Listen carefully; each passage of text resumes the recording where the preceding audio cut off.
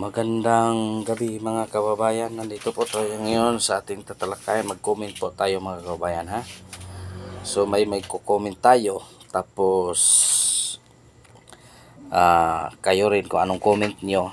Then kung hindi pa ka naka-subscribe sa akin channel, paki-subscribe naman mga kababayan bilang tulong mo rin sa akin.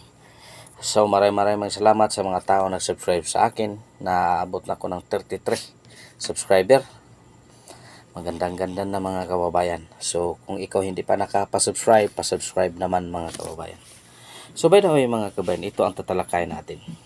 Tungkol dito sa drug confiscate dito sa doon sa Bulacan mga kababayan. So, pinagsabihan ni Secretary Abalos na ang mga pulis na hindi pa pagsalitan. Bakit? Anong mangyari mga kababayan? Siya lang ba ang magsasalita? Ito ang napakainit ngayon na isyu mga kababayan sa ating bansa. Binalaan ni Secretary Abalos na ang mga pulis na huwag magbigay ng anumang information, huwag magsalita tungkol sa drugs na yan. Bakit? Anong meron? Yung driver mga kababayan, kinukunan na mag-shot, wala namang pangalan. At hanap pa rin yung mukha.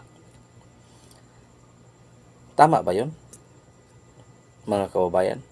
So ngayon siguro ito ang pangalawang problema ngayon ni Senator Bato de la Rosa kasi siya ang in charge sa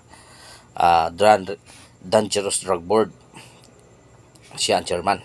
So dapat ito imbestigahan ni Senator Bato de la Rosa para malalaman natin kung sino talaga itong driver na ito. Bakit nag-drive sila walang lisensya?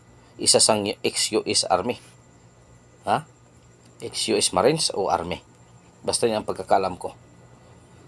So, nagdrive siya sa kanyang sasakyan na walang lisensya. So, meaning to say, may tinatago. May tinatago mga kababayan. Kung ikaw mga kababayan, sasakyan mo yun. Sasakyan mo yun. Kakargahan ka ng 2 tulinada sa sasakyan mo. Tapos wala kang dalang lisensya. O kasama mo sa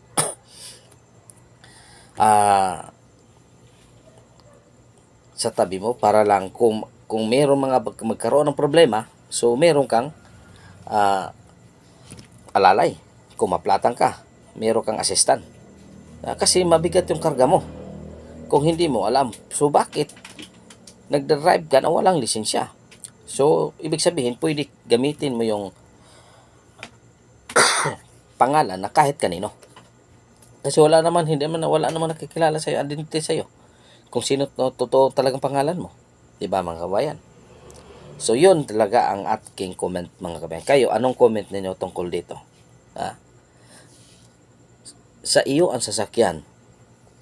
Tapos nag-drive kang walang lisensya. May karga ka na 2 tulinada.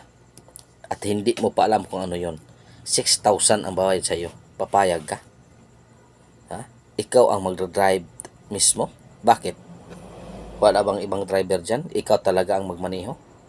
Ngayon, ito ang dapat imbestigahan ng Senator de la Rosa kung ano talaga ang katotohanan. Dito natin malalaman. Dito natin malalaman kung ano ang katotohanan. Ang sinasabi ni Secretary Abalos. May mag-shot. Walang pangalan. May mag-shot. Walang pangalan. Bakit?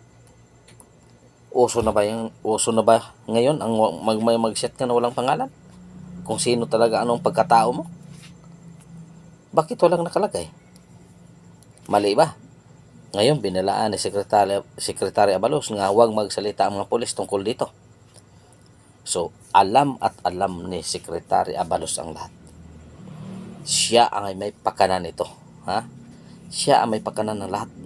At alam rin niya na itong drugs na ito ay mamahalin. Yellowish daw mga kababayan. Yellowish daw. So alam niya kung anong klaseng drugs na mamahalin, kay yellowish daw. Yun talaga. So ito lang masasabi ko mga kababayan. So maraming salamat. Isa lang video ko ang ida-download ko. Ito lang. So maraming salamat sa suporta. Hanggang dito na lang mga kabayan. Maraming salamat. God is good all the time. All the time, God is good. Pitching your kaninong tanan mga kababayan.